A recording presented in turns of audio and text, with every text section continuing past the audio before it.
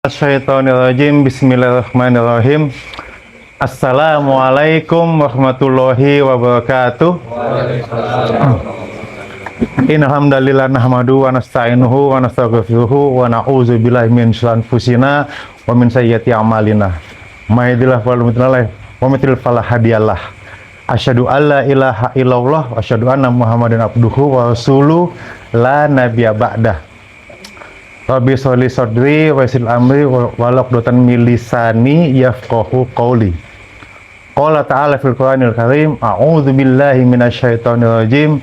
Ya ayyuhalladzina amanu dukhulu fis-silmi kaffah wa la tattabi'u khutuwatis syaiton innahu lakum aduwwum mubin.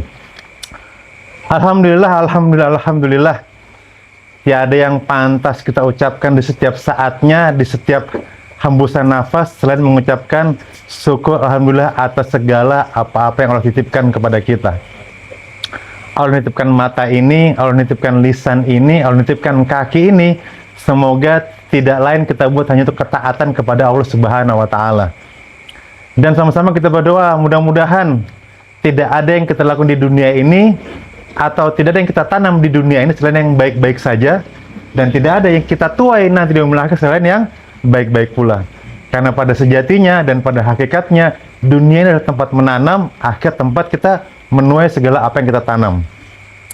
Salam salawat semoga tercurahkan kepada junjungan kita baginda Nabi Muhammad sallallahu alaihi wasallam, nabi akhir zaman, nabi yang kita mohonkan syafaatnya di yaumil akhir nanti, nabi yang perbuatannya, perkataannya, bahkan diamnya beliau menjadi ketetapan bagi kita. Nabi yang menghabiskan hidupnya hanya untuk dakwah.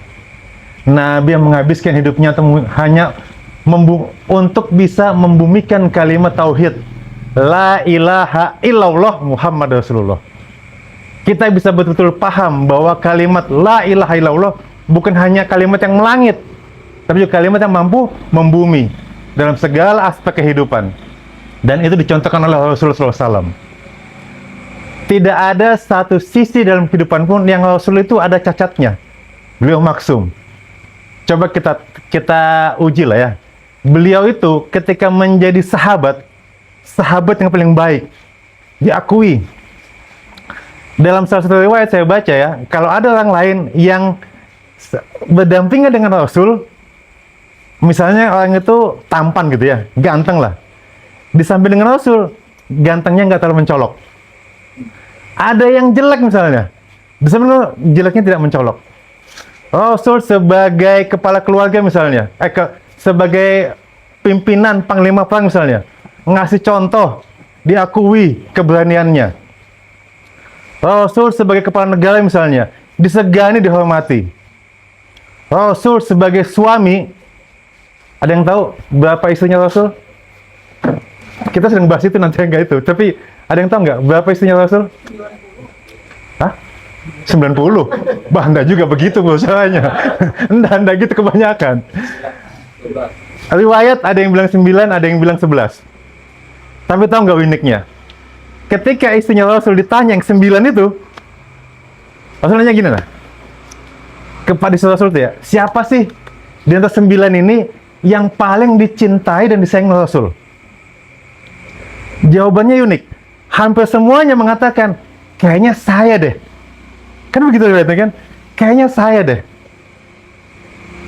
Saya ingin mengambil kesimpulan bahwa Rasul itu sebagai suami itu all out untuk mengurusi, meriayah, menjadi pendamping bagi 9 istrinya. Kan keren banget itu. Kita jangankan 2 bro, 1 aja ribut gitu kan, 1 aja nggak bisa itu. Mau kawin lagi 2, jauh. Ya kan? Istri saya tuh saya usia saat ini 44. Istri saya itu 42. Selisih 2 tahun. Kalau saya nikah lagi dengan yang usia 24 tahun, logikanya aja nih logikanya. Pertanyaannya kan. Saya lebih pro kepada yang mana? 24 tahun. Jujur banget jawaban lu gitu kan. Lo iya. Oh iya kan. Antum nggak perlu jawab, aku sudah jawab sendiri gitu. Pas 24 kan. Karena itu lemahnya kita sebagai laki-laki zaman sekarang itu kan. Tapi Rasul itu, Masya Allah, 99 itu ada yang muda seperti Aisyah, ada juga yang tua kan. Tapi pelayanan Rasul kepada istrinya itu all out itu. Makanya saya bilang Rasul itu Masya Allah ya, enggak ada cacatnya. Dan memang Allah menakdirkan beliau itu untuk maksum, Masya Allah. Jadi bersalawat kepada Rasulullah SAW karena beliau menghabiskan segala hidupnya hanya untuk dakwah. Dengan istri yang 9 itu, kalau menurut saya sih, setiap fasenya kehidupan Rasul adalah kalimat-kalimat atau nafas-nafas perjuangan. Ada yang tahu nggak? Ini sedikit kisah apa ya sebelum masuk kepada materinya. Tapi saya tuh senang lah kalau ngomong tentang Rasul itu. Jadi bapak saya, tahu nggak kisah sesaat sebelum Rasul itu wafat? Saya kemana-mana bawa kisah ini. Ketika Rasul diracun, beliau wafatnya di hari Senin. Ketika Rasul diracun, itu beliau wafat hari Senin pada saat beliau sedang puasa. Yang menemani beliau itu ada 2 wanita, satu Aisyah, satu Fatimah. Rasul bilang, minta air, nah kayaknya racunnya ini sudah mulai ke dalam jantung saya, semakin sakit ini. Dikasih air oleh Siti Aisyah, ditepuk-tepukkan di pundaknya, jidatnya. Terus saking nggak tahannya lagi Rasul, satu momen sebelum beliau sakaratul maut, itu dia manggil anaknya, Fatimah. Mana Fatimah? Sini Fatimah, sini Fatimah. Rasul, Fatimah datang di samping Rasul, membisikkan sesuatu. Apa kata Rasul? Ini. Seketika dibisikkan, Fatimah menangis. Fatimah bangsa mundur gitu, masih ada Aisyah di depan Rasul. Nggak lama kemudian, Rasul memanggil lagi Fatimah. Mana Fatimah? Mana Fatimah? Sini, sini, sini. Fatimah di samping Rasul, Rasul memberikan sesuatu. Bisikan kedua, Fatimah tertawa. Mundur dia. Udah lama Rasul sakaratul maut, berdoa kepada Allah, ya Allah berikan kami tempat yang paling tinggi, 3 kali doanya. Aisyah penasaran ini, nanya sama Fatimah, wahai Fatimah, apa tadi yang dibisikkan oleh bapakmu? Bisikan pertama, kata Fatimah, sudah, nggak usah sedih, nggak usah nangis. Setelah malam ini, bapakmu tidak akan sengsara lagi. Apa maknanya? Hidup Rasul penuh dengan nafas-nafas perjuangan. Menyampaikan Islam, menyampaikan kalimat La ilaha illallah Muhammad Rasulullah. Aisyah nanya lagi, apa bisikan yang kedua? Bisikan yang kedua, kata Fatimah, Rasul menyampaikan, sudah, nggak usah sedih, nggak usah nangis. Setelah ini, kamu adalah keluarga saya yang menyusul saya pertama kali. Dan kejadian, 6 bulan setelah Rasulullah SAW itu wafat, Siti Fatimah meninggal juga. Saya ingin sedikit ya menyampaikan tentang bahwa kalau saya salah mohon dikoreksi ya, punten Pak. Cuman rasa-rasanya nih, kalau melihat kehidupan Rasul yang penuh dengan nafas perjuangan, penuh dengan cacian maki, terus kalau kita masih hidup saat ini baik-baik saja, asik-asik aja, enjoy-enjoy saja, mungkin sih, mungkin ya, kayaknya ada yang salah deh. Karena salah satu yang saya lihat dan disampaikan oleh guru kami di atas, Rasul mencontohkan kepada ulama salafus soleh bahwa kehidupan itu tidak pernah lepas dari namanya nafas-nafas dakwah. Saya kasih analogi Pak. Mekah, Islam itu asalnya dari mana sih? Mekah ya, Mekah Madinah. Mekah Madinah nyampe ke kampung sini, jauh apa enggak Pak? Alhamdulillah saya pernah umrah Pak. Pesawatnya itu 12 jam. Mekah Madinah itu 6 jam pakai bis gede itu. Tapi kita lahir sudah ada Islam di sini. Berkat wasilah dakwah. Dan itu ulama mencontohkan itu. Kalau tidak ada yang namanya nafas dakwah itu, saya yakin Pak, Islam nggak akan nyampe ke tempat ini, ini warung kopi atau apa sih namanya, nggak akan nyampe ke sini. Oleh karena itu, berselawat kepada Rasulullah SAW dan ulama-ulama yang setelahnya yang menyampaikan, memperkenalkan Islam kepada kita. Punten Pak, ya, saya kalau ada yang lebih senior daripada saya agak kena mental gitu kan, tapi setidaknya bismillah ya menyampaikan. Kajian rutin Pak, yang sebenarnya bukan Ustadz, cuma ingin berbagi saja sedikit apa yang kami pahami dan apa yang saya dapatkan dengan guru-guru saya di atas. Di awal-awal 2 kali pertemuan sebelumnya, kita membahas Pak, apakah hidup ini takdir atau pilihan? Izin ya, ini slide-nya saya coba mundur ke belakang 2 slide, supaya agak nyambung gitu loh. Banyak yang menjadi alasan bagi orang lain kita diajak hijrah, diajakin taat, diajakin soleh. Jawabannya, ya udahlah, ini sudah jalan hidupku. Ya. Ada, bukan berarti ngomongin siapa-siapa ya, cuman banyak kali kasus-kasus yang kita lihat di dalam kehidupan ini. Misal, ada kejadian hamil di luar nikah misalnya. Terus, ditanya gitu kan, kenapa kok bisa kejadian? Nggak pakai pengaman kah? Kayak gitu, nggak gitu kan? tapi jawabannya gini, sudah takdirnya Allah. Wah, repot. Mau kerja, mau sekolah, ngejar tinggi setinggi-tingginya, cita-cita sebaik-baiknya, sudah Win. Hidup sudah ada yang selesai ya kan? Ya kan? Mau ngapa-ngapain pun kalian, kalau bukan rezekinya, nggak bakal, selesai sudah. Hingga muncul Pak. Dan ini juga jadi pertanyaan saya beberapa tahun yang lalu, sebelum belajar gitu kan, sebelum ngaji. Apakah manusia itu dipaksa ketika melakukan sesuatu, memilih sesuatu, atau menjadi sesuatu, ataukah diberi kebebasan? Kan ini menjadi bahan ini kan. Kita ini, apa yang saya jalan begini misalnya, apakah saya jalannya ini sudah tercatat dalam Lauhul Mahfuz atau belum?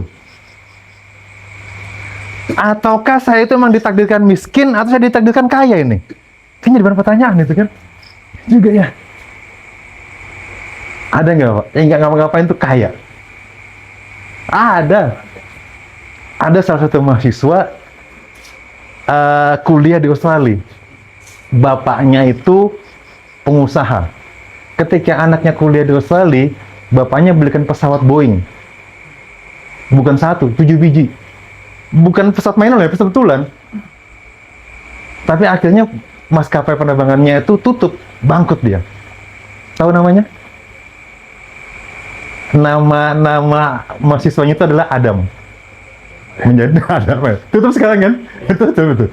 Nah pertanyaan, apakah itu takdirnya Allah atau pilihan dia untuk bangkrut? Pilihan. Jadi dia memilih untuk bangkrut ya? Kan repot kan? Iya. Nah sengaja Pak kan? Nah ini kita bahas Pak.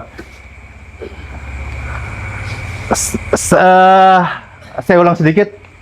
Yang jadi masalah bukan jawabannya teman-teman, tapi pertanyaannya. Kenapa? Pertanyaannya adalah saya mengkaitkan aktivitas manusia dengan aktivitasnya Allah. Yang itu nggak bisa. Kenapa nggak bisa? Karena kita nggak tahu. Saya kaitkan dengan Lauhul Mahfuz, ada PSK. Udah Mbak, tobat Mbak, hijrah Mbak, taat Mbak. Biar nanti hidupnya tuh jadi wanita yang soleha. Jawabannya dia, ini tercatat dalam Lauhul Mahfuz. Pertanyaan saya, dia tahu nggak isinya Lauhul Mahfuz apa? Nggak tahu. Itu cuma kata-katanya saja. Nah, itu adalah konsep berpikir yang salah. Mengkaitkan aktivitas manusia dengan aktivitasnya Allah. Minggu lalu saya kasih contoh. Tahu nggak Pak, isi tas saya apa? Nggak mau kejebak dia kan? Kalau tahu, kalau betul saya kasih duit. Tahu nggak apa isinya? Hah? Iya kan, nggak tahu. Kalau ada yang bilang tahu, ngejawab, pasti nebak, nggak mikir kan?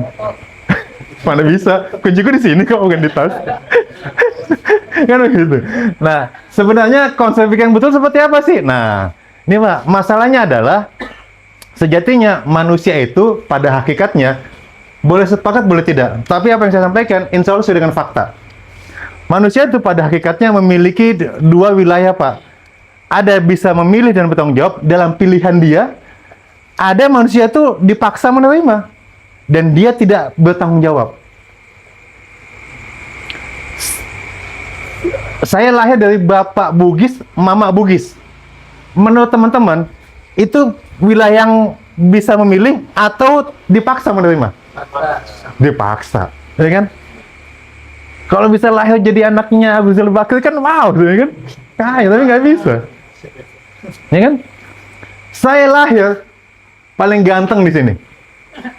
Jadi nggak usah ketawain, nggak usah ketawain, nggak usah ketawain, nggak usah ketawain. Panji, kamu kurang aja sama saya, Panji. misal kan, saya lahir paling ganteng di sini. Pertanyaannya, pilihan saya atau dipaksa? Pilihan. Pilihan apa dipaksa? Dipaksa. Termasuk, Pak. Kita lahir di Indonesia, pilihan atau paksaan? Paksa. Kita lahir dengan kondisi hidup yang tidak islami. Tapi entar dulu. Betul nggak sih kita hidupnya dengan kondisi hati yang tidak islami? Betul apa salah? Tidak islami. Menurut saya sih, kalau teman-teman, kita islami aja kok, monggo silahkan. Tapi menurut pendapat saya, saat ini kita di Indonesia tidak hidup dalam kondisi yang islami. Contohnya saja lah. Buka TikTok. Nggak ada kalian itu cari motor itu kan. Mungkin ada sebagian lah, cuma kan semuanya. Orang yang joget-joget itu kan, tahan dulu ya kan. Iya kan gitu. Yang namanya perbankan ribawi, yang namanya apa, debit kolektor tuh, yang namanya pinjaman bunga itu, banyak nggak? Banyak. Pakaian-pakaian seksi, banyak nggak? Banyak. Situs-situs porno misalnya, banyak nggak? Wih, kau tahu kalau banyak. Pasti penyelingnya, kan? Semua itu menunjukkan kepada saya bahwa ini bukan kondisi yang islami. Nah, pertanyaannya, kembali lagi ya. Kita hidup di Indonesia dengan kondisi yang tidak islami, pilihan atau paksaan? Paksaan. Pertanyaan selanjutnya, mau berdakwah, mau ngaji, atau mau diam saja? Pilihan apa paksaan? Pilihan. Nah, kan di situ poinnya kan? Semuanya tentang pilihan kita. Terkait dengan ini, nggak usah dibayangkan ini. Tapi sampai sini, ya teman-teman mau datang ke sini juga pilihan. Setelah di sini mungkin dapat sesuatu yang memiliki insight atau dapat sakofa mau disampaikan, pilihan. Ya kan? Kita nggak bisa, kalau saya bisa hidup gitu ya, bisa milih ya. Pengen ada zamannya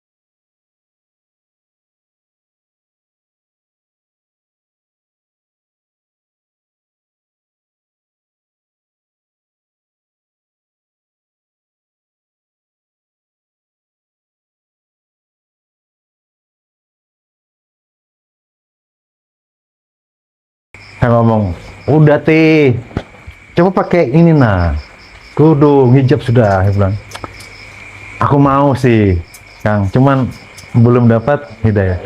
Aku doa kok tiap malam, semoga memberikan saya hidayah. Ya Allah. Apa sih sebenarnya hidayah itu? Ada yang bisa jawab? Nggak apa-apa salah, kita main-main aja di sini. Aku sekaligus latihan stand up comedian, teman-teman. Apa sih? Sebentar saya tanya dulu. Pengen nggak dapat hidayah? Siapa yang jawab? Pengen dapat hidayah? Iya. Aku tanya, apa itu hidayah? Hidayah itu suatu ilham dari Allah. Hah? Nah, maksudnya gini. Jangan sampai teman-teman tuh pengen dapat